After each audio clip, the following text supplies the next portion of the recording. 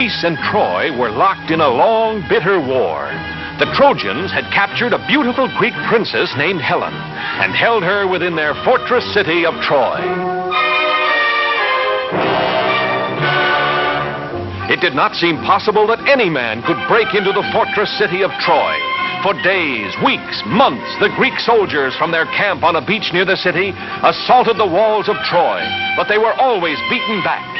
Then Ulysses, a great leader of the Greeks, said to his men, "I have a plan. It is dangerous, but if it works, the Trojans themselves will take us through the gates of their city." At the order of Ulysses, the Greek soldiers set to work cutting down huge trees, making the wood into planks. From the towers of Troy, the Trojan soldiers watched a big building grow taller and taller day by day until it was 6 stories high. And when the Greeks pulled away all the work ladders and scaffolds, there stood a huge wooden horse, 80 feet tall.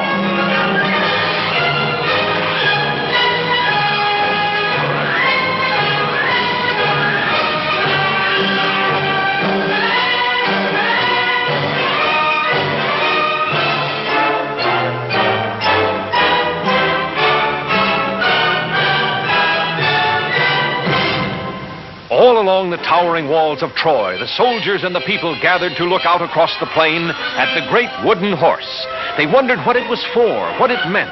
The Trojans did not know that Ulysses and 5 Greek soldiers lay hidden in a dark, secret passage inside the wooden horse.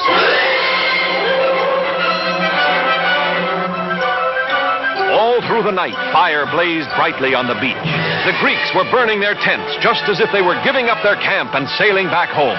When morning came, not a Greek ship or soldier remained. But where they had camped stood the great Trojan horse.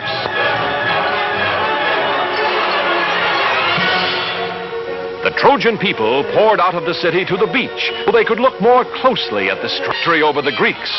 The Princess Cassandra, daughter of the king of the Trojans, warned her people of this Greek gift, but no one would listen. The Trojans decided to pull the great horse inside the walls, into the city of Troy itself.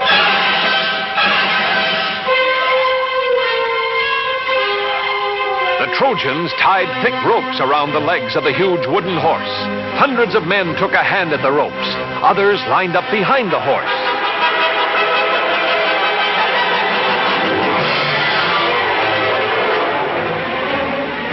Whooping and hollering, laughing at the Greeks who had never been able to scale the towering walls of Troy, the Trojans tugged and pushed and pulled the huge wooden horse slowly from the beach, over the plains, and through the gates of Troy.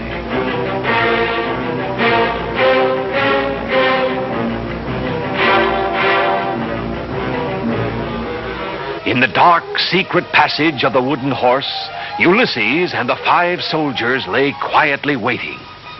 They could feel the horse being moved. What the Trojans had decided to do, neither Ulysses nor his soldiers knew. Suddenly, after a whole day and half a night, the Trojan horse moved no more. An hour passed. Still the horse did not move. Ulysses gave a signal. The soldiers felt their way silently down the dark, secret passage, following Ulysses. Cautiously, he opened the trapdoor. Just as he hoped, the Trojans had brought the horse inside the walls of Troy.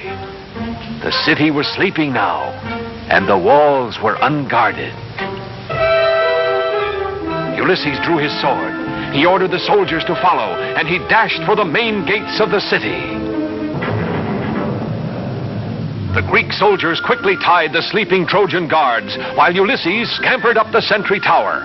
Holding a torch high above his head, he signaled to the Greek army, which had turned around and sailed back to the beach during the night.